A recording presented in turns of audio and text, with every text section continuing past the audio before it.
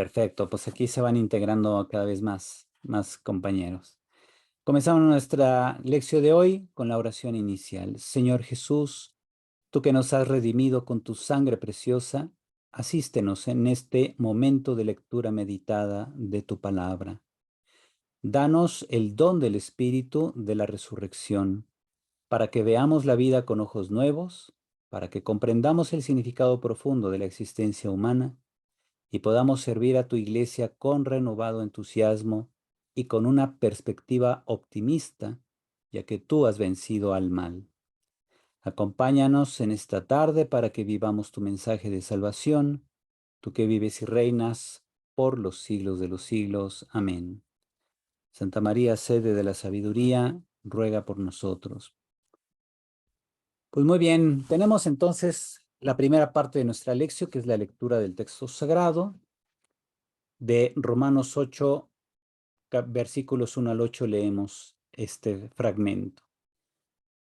Por consiguiente, dice San Pablo, ninguna condenación pesa ya sobre los que están en Cristo Jesús, porque la ley del Espíritu que da la vida en Cristo Jesús te liberó de la ley del pecado y de la muerte. Pues lo que era imposible a la ley, reducida a la impotencia por la carne, Dios, habiendo enviado a su propio Hijo en una carne semejante a la del pecado y en orden al pecado, condenó el pecado en la carne, a fin de que la justicia de la ley se cumpliera en nosotros, que seguimos una conducta no según la carne, sino según el Espíritu. Efectivamente, los que viven según la carne desean lo carnal, mas los que viven según el Espíritu, lo espiritual. Pues las tendencias de la carne son muerte, mas las del Espíritu son vida y paz, ya que las tendencias de la carne llevan a odiar a Dios, no se someten a la ley de Dios, ni siquiera pueden. Así, los que están en la carne no pueden agradar a Dios. Palabra de Dios. Muy bien, pues tenemos este texto de la carta a los romanos. Vamos a empezar primero por la comprensión. Primero vemos un poco del contexto, el contexto sociohistórico de la carta. Tenemos que en tiempos de San Pablo se habían registrado diversas expulsiones de judíos, como la del año 49 en la ciudad de Roma, ¿verdad? Esto es por mandato del emperador Claudio. Esa expulsión afectó también a muchos seguidores de Jesús. No obstante, la comunidad de seguidores de Jesús en Roma tenía integrantes de procedencias judía y gentil. ¿Qué es eso de gentil? Pues recuerden, son los paganos, los que no eran judíos, los que no tenían conocimiento de la intervención de Dios en la historia, como lo cuenta la Sagrada Escritura. Pablo escribe la carta a los romanos mientras va a Jerusalén, llevando la colecta en favor de los pobres de esa comunidad. Así, antes de ir a predicar a los seguidores de Jesús en Roma, les presenta por carta su evangelio. Romanos 8 trata de la nueva vida en Cristo y sus consecuencias. Aquí Pablo aborda el tema de aquello que hace justo al hombre, que es la fe en Cristo Jesús. Y además tenemos estos datos. En esta parte de la carta, Pablo contrasta al hombre carnal con el espiritual. El tema teológico es el cambio de la condición humana. Antes de recibir la fe, el ser humano está dominado por la ley del pecado. La concupiscencia, esta inclinación a pecar. Esta inclinación ya viene amonestada por la ley judía, que te va recordando esto es pecado, aquello es pecado, etcétera, y entonces hay que evitar el mal. Sin embargo, esa ley es incapaz de salvarlo. Recordemos que Pablo aquí en Romanos, en Gálatas y en otras cartas va insistiendo siempre que la ley de Moisés no puede justificar al hombre. Solamente le recuerda en qué está pecando, le recuerda que debe procurar la lealtad y fidelidad a Dios, pero no le proporciona la gracia. La gracia para hacer siempre el bien, para agradar a Dios, para aspirar a la salvación. La gracia solamente la da Jesucristo a través del don de la fe. Y entonces, recibir por la fe a Cristo como Redentor, como Salvador, eso sí justifica al hombre. Y el que nosotros podamos recibir este evangelio, este anuncio de la muerte y resurrección de Cristo por nuestra salvación, es una acción también del Espíritu de Dios. Siempre Dios es el que tiene la iniciativa en la salvación. San Pablo va a decir siempre que la ley de Moisés pues solamente nos plantea las cosas que debemos hacer para agradecer a Dios los bienes recibidos. Por ejemplo, cumplir los 10 mandamientos. Pero aún cumpliendo todos los mandamientos, que no son solo 10, sino en toda la ley de Moisés son 614 mandamientos, a pesar de eso, no podemos lograr o conquistar la salvación por el hecho de cumplir los mandamientos, porque la salvación siempre es un don de Dios, no es algo que conquistemos, no es algo que merezcamos por cumplir los mandamientos. Los fariseos que siempre discutían con Jesús parecía que creían en esa idea de que mientras más cumplan los mandamientos, más podían como obligar a Dios a salvarlos. Y Jesús dice, no, la salvación es un don de Dios. El hecho de cumplir la ley también es un don. Dios te da la capacidad de cumplir la ley, pero aún así la ley no te justifica. Solo puede justificar la fe en Cristo, que ya hizo todo por nosotros para salvarnos. Y por eso aquí pongo en el segundo punto, por otro lado, el Espíritu, o sea, el Espíritu Santo es el don de Dios para quienes pertenecen a Cristo y viven en Él. Estos los reciben como vida nueva y ajustan sus vidas a las normas de la ley del Espíritu. Pues fíjense, nosotros, en cuanto a bautizados, hemos recibido el don del Espíritu. Este don se va fortaleciendo cada vez que recibimos dignamente un sacramento, cuando, como ahora, meditamos la palabra de Dios, nos dejamos conducir por este Espíritu de Dios, colaboramos, participamos en la producción de los frutos que Dios quiere ver en nosotros, pero es siempre Dios quien toma la iniciativa. Quien vive según el Espíritu Santo se dirige a Dios como a su Padre. Es algo que también va a recalcar aquí San Pablo. Podemos llamarle a Dios Abba, con el mismo sentimiento con que Jesús le llamaba Abba a su Padre cuando hacía oración, como reportan los evangelios. También tenemos que, superando las tentaciones de la vida carnal y deseos desordenados, debido a la acción del Espíritu Santo, podemos vivir en esta ley del Espíritu. Los frutos que producimos son la vida en Cristo y la paz.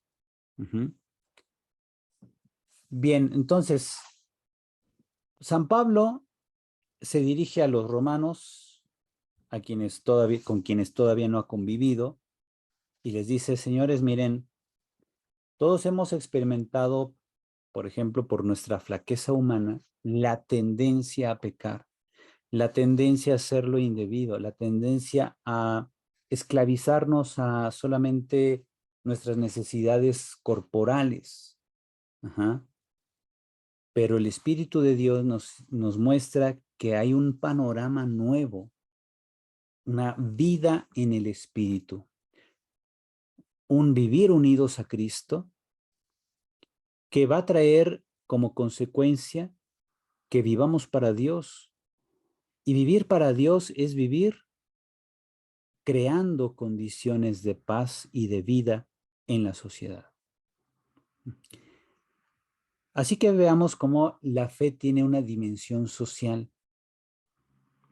La fe no se expresa solo con que yo me encierro y rezo y me siento bonito de estar con Dios ahí rezando, cantándole alabanzas y todo eso. Eso es casi como verse el ombligo nada más.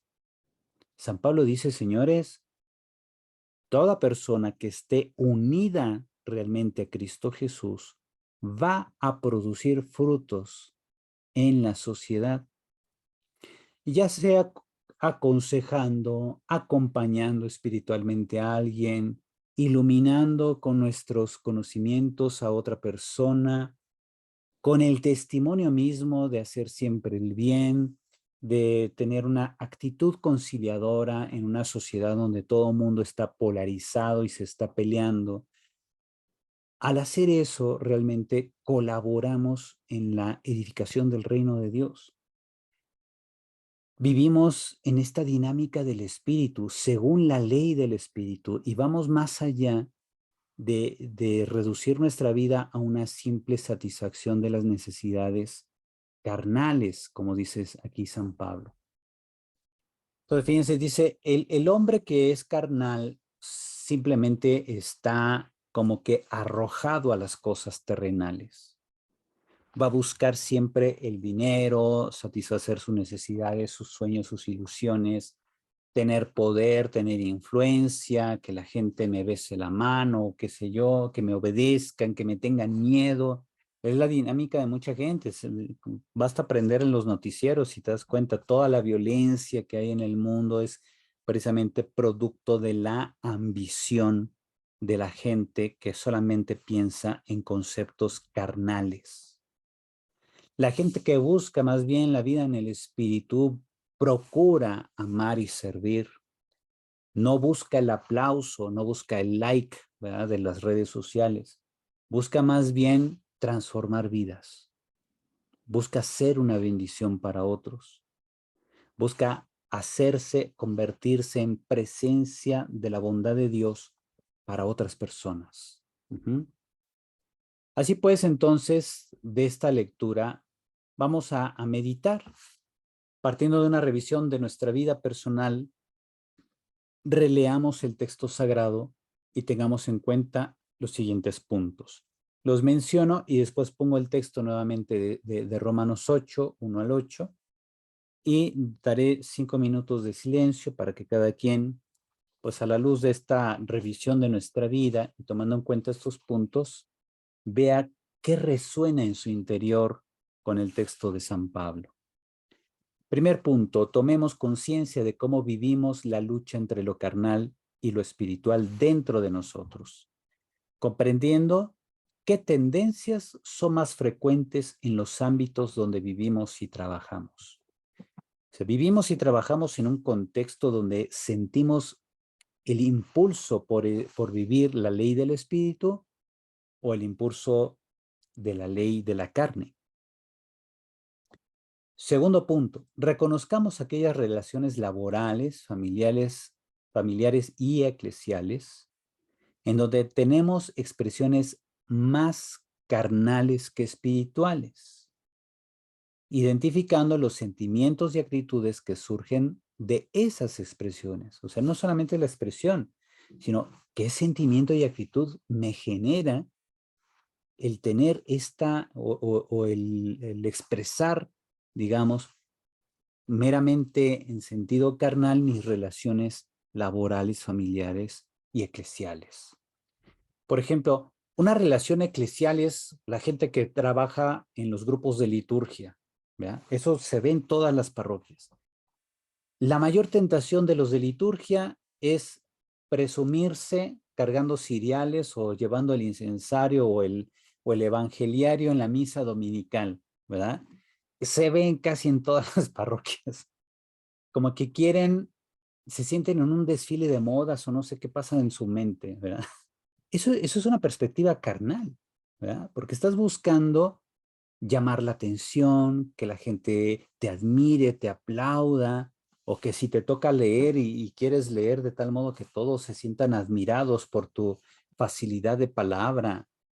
No sé, eso es precisamente una expresión carnal aún dentro de una labor eclesial. Cuando un padrecito quiere hacerse el chistoso y decir, no sé, groserías incluso dentro de su predicación, chistes malsanos y todo, eso es precisamente una inclinación carnal dentro de una labor eclesial. Ajá. No sé si les ha pasado, pero si llegan a ver un cura que haga eso, pues tú dices, no, este cuate está bien perdido, ¿no? O sea, no está bien ubicado. San Pablo nos dice, hay que vivir según la ley del Espíritu, hagamos lo que hagamos, en la iglesia, en la familia, en el trabajo. Ujú. Ahora fíjense, pongo aquí, agrego, notemos cómo incluso esos sentimientos y actitudes que surgen de las expresiones carnales que tomamos a veces, nos inquietan y nos desconcentran en la vida interior. Ujú. Nos inquietan y nos desconcentran en la vida espiritual, porque buscamos el aplauso, la admiración, el que nos tomen en cuenta, el creernos más que otras personas porque ejercemos un mejor servicio eclesial o litúrgico, qué sé yo. Ajá. Y eso nos desconcentra de la vida espiritual. Y último punto, veamos cómo experimentamos la presencia de Jesucristo en nuestra vida diaria. Pero ¿lo sabemos identificar? Esto será esencial para poder con ello superar las tendencias carnales que nos pueden desviar de Cristo. Así que vean, pues estos puntos son importantes porque ahora regresamos al texto de San Pablo y contrastamos con el texto paulino estos puntos de nuestra vida personal, ¿verdad? En la dimensión laboral, familiar y eclesial, reconozcamos nuestras tendencias a lo carnal y nuestras tendencias a lo espiritual. Voy a poner aquí el texto y damos 5 minutos de silencio.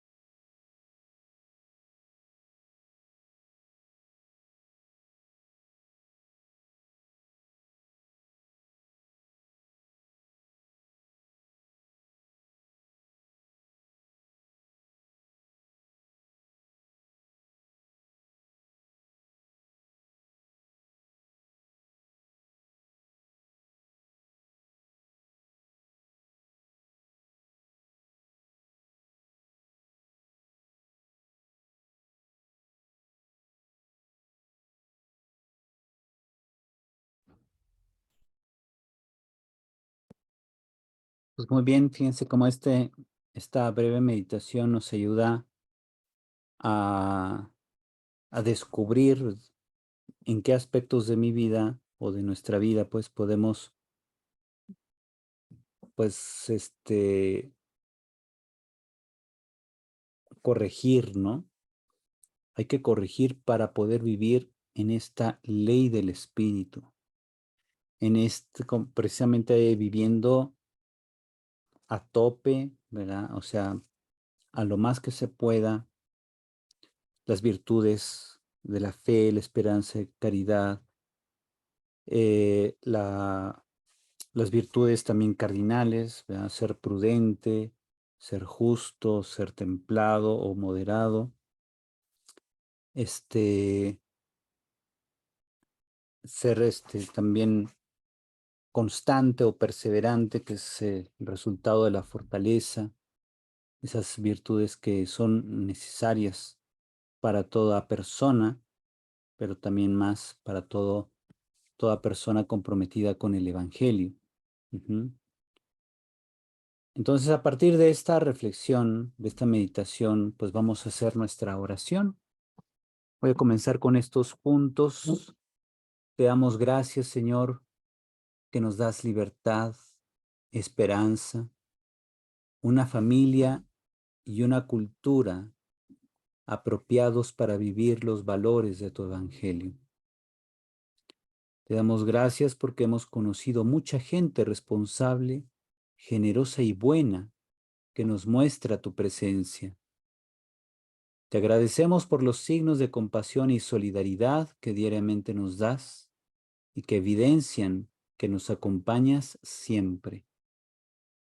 Perdónanos por la violencia que hay en nuestro país y en el mundo, por nuestro egoísmo que nos impide llevar tu amor a los demás. Transfigura nuestra vida para que reflejemos tu gloria siendo cercanos, solidarios y caritativos con los demás. Si alguien gusta añadir también algún agradecimiento, alguna petición de perdón, una súplica para ir complementando esta oración, puede hacerlo espontáneamente.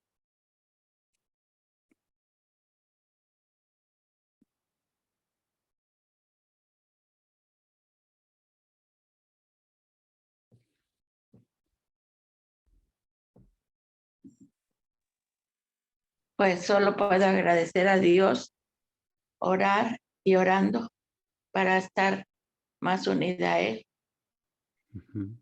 hacer de la oración una constante en mi vida para así estar acrisolando ese acercamiento a Dios para un día decirle, Padre, aquí estoy. Así es, te lo pedimos, Señor. Ujú. Te lo pedimos.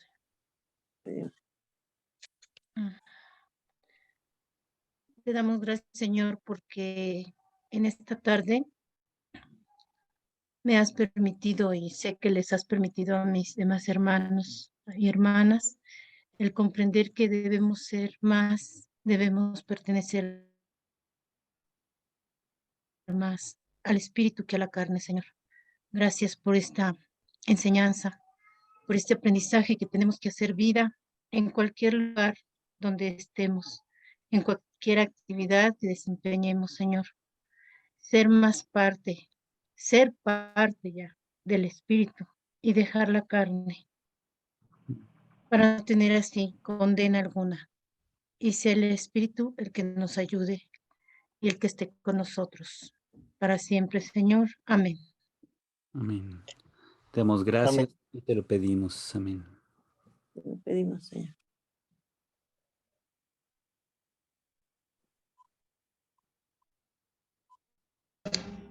Te damos gracias, Señor, por nuestros sacerdotes. Te pido que los guíes, los ilumines en su labor pastoral, por su salud y por sus respectivas familias. Amén. Amén. Te damos gracias, te lo pedimos. Amén. Te lo pedimos, Lo Señor. pedimos. Amén.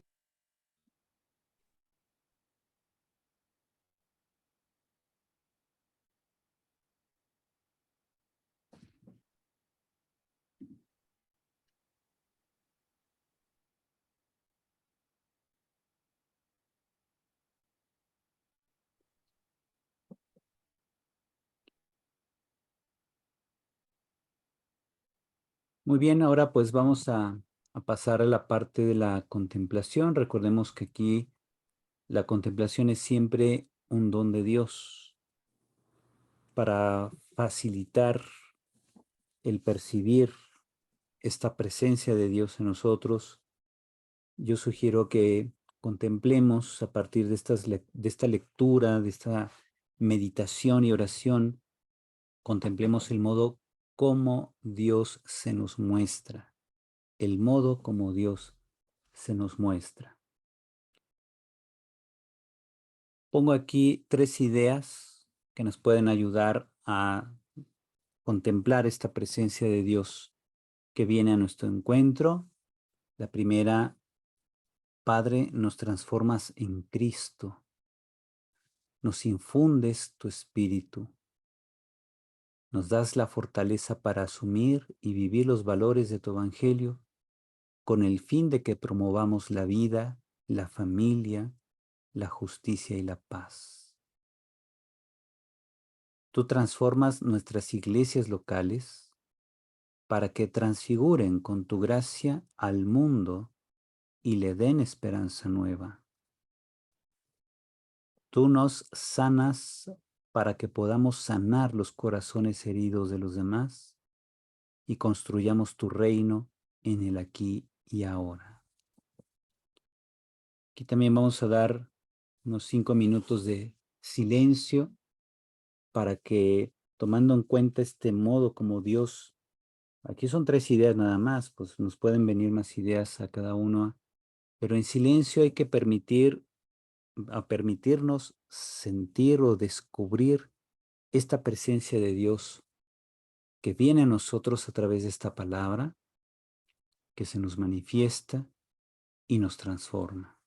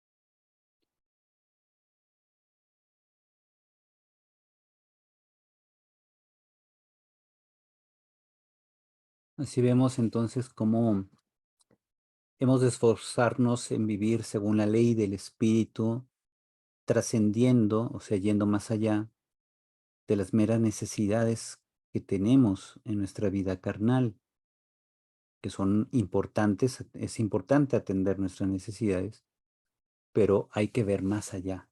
Ujú. La ley del Espíritu, como muestro aquí, nos impulsa a vivir la fe, la esperanza, la caridad, nos impulsa a ser virtuosos, nos impulsa a promover la vida, la paz, la justicia, a promover las instituciones que Dios ha establecido, ¿verdad? No solamente la familia, sino también pues los sacramentos, nuestra vida interior. Pedimos pues que el Señor nos transforme, que transforme nuestras comunidades eclesiales, que tanto se ha hablado de esa necesidad de una conversión pastoral permanente. Hay que empezar por cada uno de nosotros, pedir esa conversión constante. Hay que pedir por eso que el Señor nos sane en nuestro interior para que colaboremos en la sanación de los corazones de otras personas. Y por eso ahora pues la idea de eso de actuar para hacer presente la bondad de Dios. Entonces actuemos conociendo las necesidades y anhelos de los demás. Actuemos procurando acompañar a otras personas para conocer sus necesidades. O sea, en el simple diálogo, la amistad, etcétera, vamos teniendo empatía con ellos y buscar con ellos soluciones que sean coherentes con los valores evangélicos. Dice, yo aquí pongo unas notas, como por ejemplo, al buscar soluciones se deben superar la perspectiva sociológica marxista, tan dañada por su propuesta de lucha de clases para superar las injusticias. Porque toda propuesta de lucha de clases es echarle más carne al asador, ¿verdad? Más leña al fuego, es polarizar más la sociedad, es dividir la sociedad. Y dividiendo no se logra la virtud. Toda vía de solución ante problemas tanto personales como sociales, toda vía de solución ha de fundarse en una perspectiva cristiana, tanto filosófica como teológica del hombre y de la sociedad, donde se promuevan la comunión, la solidaridad y la fraternidad en Cristo. No la fraternidad así en general, como si fuera un concepto vago, ¿no? No la fraternidad universal, de esa de la que habló alguien, algún político por ahí en el grito de Dolores, ¿no? Bueno, el grito de independencia, que tanto se ha comentado, eso de la fraternidad universal, es casi como una secta, ¿verdad? Que no tiene nada que ver con el Evangelio. La fraternidad que promovemos en la iglesia es la fraternidad en Cristo, donde todos somos hermanos de Cristo e hijos de un mismo Padre, que todos colaboramos en la construcción del reino de Dios bajo los criterios del Evangelio y no bajo los criterios de una ideología particular. Pues ahí son algunas ideas muy genéricas, ya cada quien incluso tendrá que ir viendo cómo actuar en sus ambientes donde vive, donde se desarrolla. Ya vimos esas tres dimensiones: vida personal, vida laboral y vida eclesial, ¿ya? Tu vida personal, ahí entra tu familia, tus amistades cercanos. Vida laboral, pues donde tú trabajas, donde tú te desempeñas, y consigues el pan de cada día, ¿verdad? Vida eclesial, precisamente donde tú participas en algún aspecto de la vida de la iglesia, que puede ser desde la vida de oración, grupos de oración precisamente, como puede ser también actividades ya pastorales directas, una pastoral social, pastoral litúrgica, pastoral familiar, donde tú te encuentres y que sepamos iluminar siempre nuestra actividad desde ese valor fundamental que es la ley del espíritu. Ujú. Reconociendo que todos tenemos necesidades carnales, hay que ver más allá. ¿Ah? Donde veamos injusticia, hay que plantearse qué vía de solución es la conveniente ante estos problemas de injusticia, de falta de solidaridad, de violencia, de una cultura egocéntrica, una cultura también, digamos, individualista. ¿Qué puedo yo aportar desde la ley del espíritu? ¿Qué puedo yo aportar para sanar las relaciones personales, el tejido social dentro del ámbito donde yo estoy, ¿verdad? Porque ninguno de nosotros puede resolver los problemas de toda la sociedad, pero puedo aportar mi grano de arena desde el punto donde estoy. Ajá. Siempre desde alimentado desde la palabra de Dios, entonces me comprometo con estos valores, con estos principios, con el ejemplo de Cristo, el ejemplo de San Pablo, el ejemplo de tanta gente que dentro y fuera de la Biblia y a lo largo de la historia de la iglesia, como los santos, han aportado elementos esenciales para la transformación de la sociedad. Ajá. Porque la fe no se queda en en un cuarto donde yo le rezo a Cristo o tengo mis imágenes de los santos y ya trato de engañarme a mí mismo que ya estoy llevando una vida cristiana ahí encerrado, orando solo a solas con Dios. No, mi oración tiene que tener una perspectiva eclesial, ¿verdad? Una perspectiva donde yo diga, Señor, te ofrezco mis trabajos, mis oraciones, mis sacrificios. Aquí, aunque sea en mi casa, lo hago por la iglesia, por las intenciones del Papa, de los obispos, por la purificación de la fe, por la purificación de la vida pastoral, ¿verdad? Porque tanto se habla de la necesaria conversión pastoral, la dimensión que está tan de moda ahorita, que se ha promovido tanto, la sinodalidad en la iglesia, ¿verdad? Para que todos tengamos algo que aportar a la vida de la iglesia. Para eso sirven precisamente estos proyectos de sinodalidad, etcétera. Bueno, ya la realidad de cada quien es muy diferente, pero siempre que ustedes se pregunten, ¿qué puedo aportar yo? Siempre hay que partir de este tipo de lecturas de la palabra de Dios. La carta a los romanos es una gran iluminación para la vida personal, para la vida comunitaria también. Capítulo 8, la vida en el espíritu, un extraordinario capítulo. Yo les recomiendo, procuren meditar todo el capítulo 8 de la carta a los romanos. Contiene tanta sabiduría que hasta como dice ahí en el versículo 28, podrás darte cuenta que de todo el Señor se vale para santificar a los suyos, ¿verdad? Dice por ahí precisamente el texto que Dios se vale de todo para el bien de los que han sido convocados y llamados por Él, ¿verdad? Todo concurre para el bien de los que aman a Dios. Romanos 8:28, y ese nada más es un versículo que leído dentro de todo el contexto de Romanos 8, nos habla de esa vida en el espíritu que hay que llevarla a tope.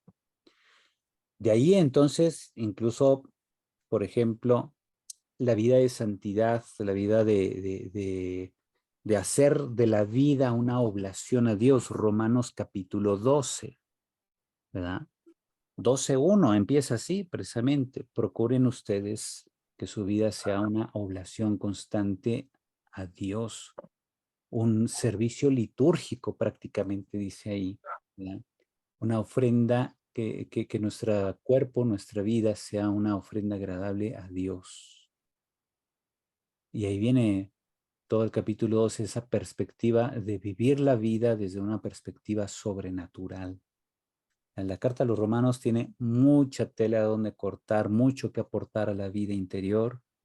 Aquí simplemente el proyecto global de pastoral sugiere Romanos 8, versículos 1 al 8, pero es nada más, pues digamos ahí, una muestra de toda la sabiduría que nos ofrece San Pablo en esa carta, iluminado, obviamente, inspirado por el Espíritu Santo, y que ese mismo Espíritu a nosotros nos asiste para una mejor comprensión de la Escritura y poderla hacer vida en nosotros. Bien, entonces con este punto prácticamente terminamos nuestra lección de hoy. No nos queda sino agradecer a Dios por este momento tan bonito, ¿verdad? De iluminación de la palabra. Quienes ustedes ahí en la animación bíblica de sus parroquias, si en algún futuro próximo el párroco les pide dirigir una lección, hacer una lección en una reunión de pastoral, en un grupo, etcétera, pues ya van sabiendo, ¿verdad? Estos pasos, cómo se hace, cómo se puede iluminar la palabra y hacer que la palabra ilumine la vida. Ajá. ¿Sale? Pues muy bien. Sí. Yo les agradezco a todos su participación en esta nochecita y espero pues que lo que hemos meditado hoy oriente nuestra vida. Ajá. Perfecto. Sí, el Señor esté con ustedes. Entonces, Espíritu. La bendición de Dios Todopoderoso, Padre, Hijo y Espíritu Santo, descienda sobre ustedes y permanezca para siempre. Amén. Amén. Muy bien, pues muchas gracias. Yo les... Padre, muchas gracias. Dios te bendiga. Gracias, doctor. Gracias a todos. Bonita noche y Buenas bonito noches. fin de semana. Bye. Buenas noches. Vivan la ley del Espíritu. Buenas noches a todos. Bye, María Luisa. Bye. Ven ahí.